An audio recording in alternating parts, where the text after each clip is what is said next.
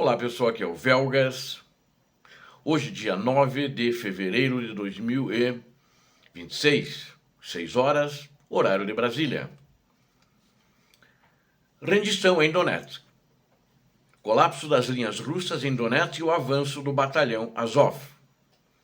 E vamos ver também pressão total, 283 combates em 24 horas e o colapso também das linhas em Pokrovsk, das linhas russas. Quero convidar você que não é inscrito, inscreva-se no canal, dê um like, compartilhe com suas redes sociais, façam seus comentários. Aqui é o canal da verdade. Eu conto com vocês para se inscreverem no canal. Muito obrigado. A rendição em Donetsk. O cenário mudou drasticamente no teatro de operações da Ucrânia. Soldados russos estão se rendendo em números recordes, atingindo a marca impressionante de mais de 10 mil prisioneiros. Só em 2025, a média de rendições disparou, superando qualquer fase anterior da guerra.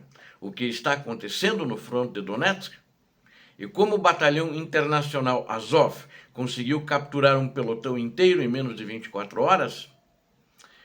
Fique até o final para entender os números por trás dessa reviravolta histórica, que é o primeiro assunto que nós vamos ver. E o segundo assunto é por que o recorde de rendições está acontecendo agora? A resposta está na intensidade brutal dos combates. Nas últimas 24 horas, o Estado-Maior da Ucrânia registrou impressionantes 283 confrontos armados em toda a linha de frente. Os russos estão jogando tudo o que têm, especialmente em Pokrovsk e Konstantinivka, mas o preço pago em vidas humanas está sendo devastador e isso faz com que os soldados russos queiram se entregar. Vamos aos detalhes de cada uma dessas matérias. Vamos começar pela primeira. Desde o início da invasão, em 2022, as forças ucranianas já capturaram mais de 10 mil militares russos. Mas o dado mais chocante vem de relatórios oficiais de Kiev, do Estado-Maior das Forças Armadas da Ucrânia. Em 2025, o número de capturas atingiu seu pico máximo. A média agora aumentou para entre 60 e 90 soldados se rendendo por semana. Em um único momento crítico, relembrando apenas em agosto de 2024, esse número chegou a 350 homens em apenas 7 dias. Ou seja, é um número muito grande. As tropas russas são capturadas com mais frequência que as ucranianas. As ucranianas têm se rendido quando elas se deparam com os russos e não têm saída. Os russos estão em maioria e eles se entregam. E alguns agora estão optando por não se entregar e às vezes tem dado certo, porque quando eles são feitos prisioneiros, os russos têm, em muitos casos, assassinado prisioneiros de guerra ucranianos. E onde isso está ocorrendo? Onde que acontece? É principalmente no coração do conflito. Na região da cidade de Pokrovsk e Bakhmut, Bakhmut já foi tomada pela Rússia faz tempo, há mais de um ano, 2 anos aproximadamente. Mas elas tomaram a cidade, mas não tomaram a região, porque a Ucrânia continua entrincheirada para não deixá-los avançar. Eles tomaram a cidade porque eles destruíram a cidade. Então a cidade não ficou mais interessante para a Ucrânia ter, porque não tinha mais abrigos para esconder, para camuflar as tropas ucranianas. Então eles saíram da cidade, mas construíram posições defensivas fora da cidade e os russos continuam insistindo ali também e não saem, ou seja, é onde acontecem as maiores batalhas e com maiores baixas para os russos. Um detalhe curioso de 2025 é a presença de estrangeiros. Esse número eu acho que já falei para vocês, mas cerca de 7% dos capturados são mercenários estrangeiros de 40 países diferentes que estão se alistando pelo exército moscovita, reforçando o uso de combatentes externos por Moscou. O destaque recente vai para uma operação de limpeza de elite, o Batalhão Internacional Azov, formado por combatentes, como eu disse para vocês, agora nos últimos dias da semana passada, eles capturaram 18, mas agora nesse final de semana, já entre sábado e domingo, mais 50 foram capturados. Essa ação está ocorrendo na região de Zolot e Kolodias, onde eles retomaram essa vila, essa localidade, né?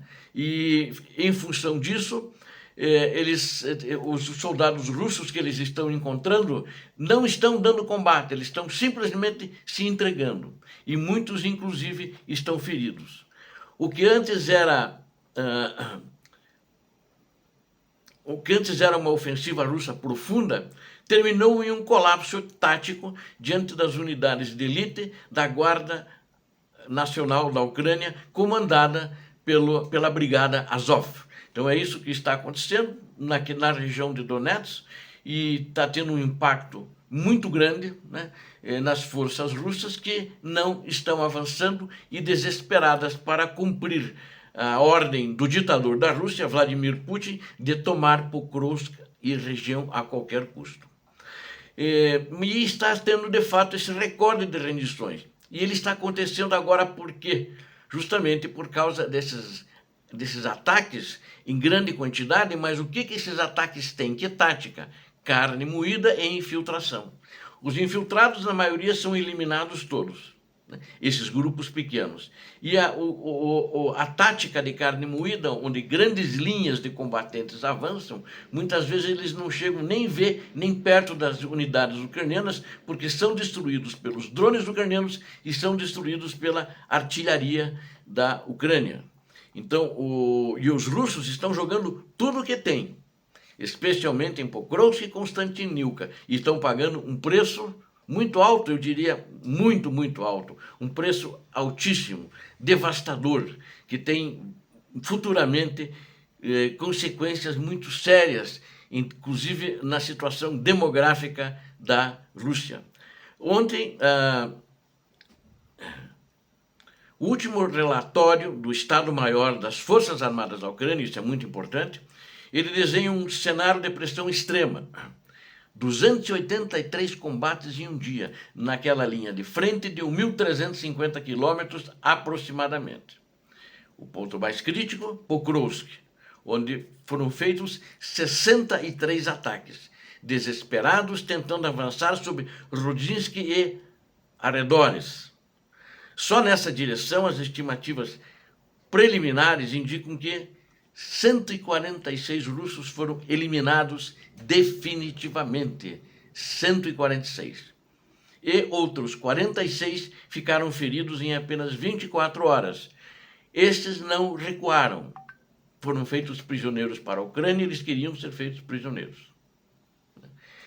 Por que eles querem isso? Porque eles sabem que não teriam tratamento hospitalar, e já corre o boato que a Ucrânia trata melhor os prisioneiros de guerra. E a ofensiva também não para aí, não para em Pokrovsk. Em Konstantinivka foram feitos 30 ataques, todos também repelidos pelas forças ucranianas. E em Uliápole, né, que a Rússia papagueou que já tinha tomado, né? Falou para os quatro ventos e não aconteceu isso. É verdade, nós sabemos disso, o mundo sabe disso. E eles fizeram 26 investidas contra as tropas ucranianas. Mesmo com o uso intenso de bombas guiadas e sistemas de lançamento múltiplo de foguetes, a linha nesses setores ficou inabalável, não recuou. E também em outras regiões próximas, na mesma região, Donetsk, mas nas cidades de Limansk e Kupiansk, que fica lá, Limansk e Kupiansk são muito longe uma da outra, né? Uma fica em Donetsk, Limansk, e Kupiansk fica lá em Kharkiv. As posições ali seguem firmes, apesar dos intensos ataques. O que vemos, então, é que até lá perto de Kursk, ali Volchansk, né?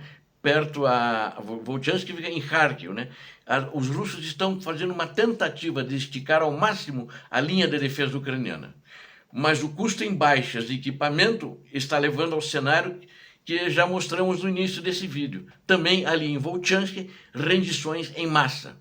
Quando a pressão de combate atinge esse nível de 283 confrontos por dia, a exaustão das tropas russas se torna o maior inimigo de Moscou.